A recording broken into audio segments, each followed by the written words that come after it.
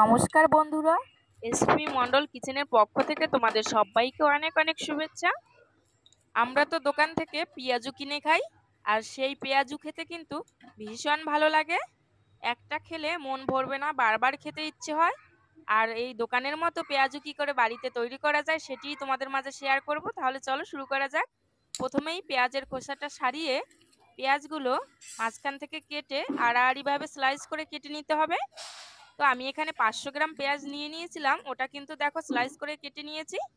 এবারে এটাই নুন মাখিয়ে নিতে হবে। আমি এখানে ছোট চামচের 1 চামচ নুন দিয়ে দিয়েছি।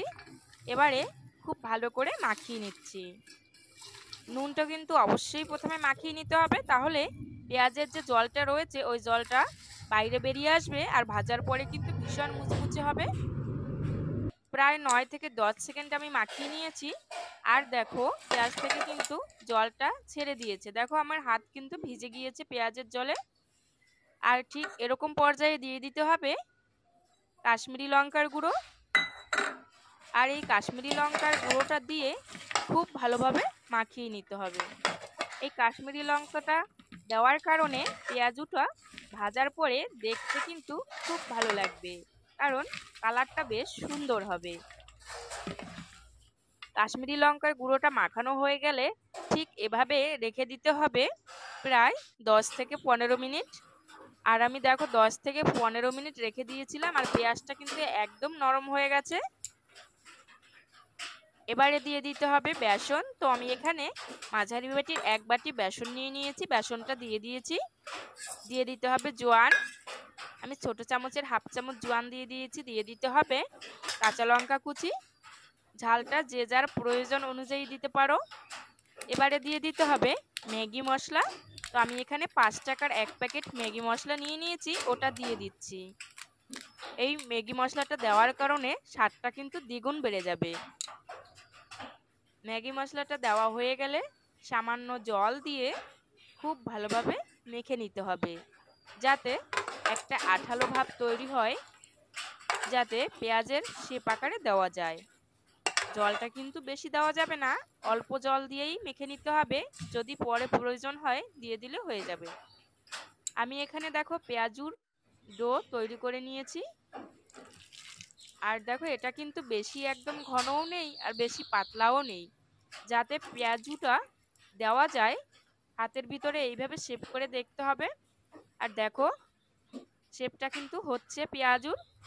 এবারে একটা কড়াইতে কিছুটা সাদা তেল গরম করে পেঁয়াজুর ডো থেকে নিয়ে পেঁয়াজু আকারে দিয়ে দিতে হবে। তেলটা কিন্তু মিডিয়াম আঁচে গরম করে নিয়েছি। আর এরকম মিডিয়াম আঁচে রেখেই কিন্তু পেঁয়াজুটা দিয়ে দিতে হবে। আমি কিন্তু এখানে পেঁয়াজুটা দিয়ে দিচ্ছি। আর দেখো দিতে কিন্তু কোনো অসুবিধা হচ্ছে না, কারণ ডোটা সঠিকভাবে তৈরি হয়েছিল। আর ডোটা যাতে সঠিকভাবে তৈরি হয় সেদিকে কিন্তু অবশ্যই খেয়াল রাখতে হবে, নরম বা শক্ত হলে কিন্তু হবে না। পেঁয়াজগুলো দেখো আমি এখানে দিয়ে দিয়েছি। এবারে 2 থেকে 3 মিনিট একটু মিডিয়াম আঁচে রেখে ভেজে নিতে হবে। সাথে সাথে কিন্তু উল্টে দেওয়া যাবে না, তাহলে কিন্তু ভেঙে যাবে, কারণ প্রথমেই কিন্তু পেঁয়াজুটা নরম থাকে। 2 থেকে 3 মিনিট রাখার পরে এইভাবে একটু শক্ত হয়ে যাবে। এরপরে উল্টে দিতে হবে। আমি কিন্তু সব পেঁয়াজগুলো উল্টে দিয়েছি, আর দেখো হালকা বাদামি কালার চলে এসছে। এবারে উল্টে পাল্টে দু পিঠটাই বেশ লালচে করে ভেজে নিতে হবে। তো আমি ভেজে নিচ্ছি। পেঁয়াজগুলো দেখো আমি উল্টে পাল্টে খুব ভালো করে ভেজে নিয়েছি। খুব সুন্দর একটা কালার চলে এসছে। আর ঠিক এরকম পর্যায়ে কালারটা চলে আসলে কিন্তু নামিয়ে নিতে হবে। তো আমি পেঁয়াজগুলো নামিয়ে নিচ্ছি একটা থালায়। কালারটা দেখো কত সুন্দর চলে এসছে, দেখতে কিন্তু ভীষণই ভালো লাগছে। তো প্রথমেই আমি যে পেঁয়াজগুলো ভাজার জন্য দিয়েছিলাম সেগুলো আমার ভাজা হয়ে গেছে, একটা থালায় নামিয়ে নিয়েছি। এবারে বাকি পেঁয়াজগুলো ঠিক একইভাবে ভেজে নিচ্ছি। সব পেঁয়াজগুলো আমার দেখো ভাজা হয়ে গেছে। আর কতটা মুচমুচে হয়েছে আমি তোমাদের ভেঙে দেখাচ্ছি।